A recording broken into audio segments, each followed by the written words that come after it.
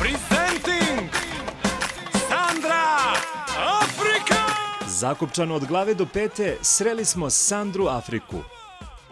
Pre svega, ćao. Dobro mi došli.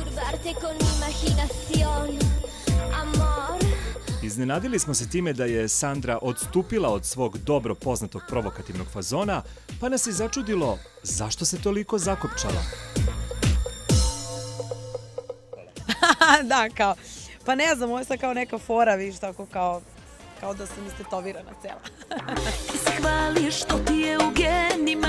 Mediji spekulišu da je Sandra Afrika u vezi sa fudbalerom Vladimirom Volkovim. Pomislili smo da je on razlog novog modnog luka. Da, pa pitajte ga.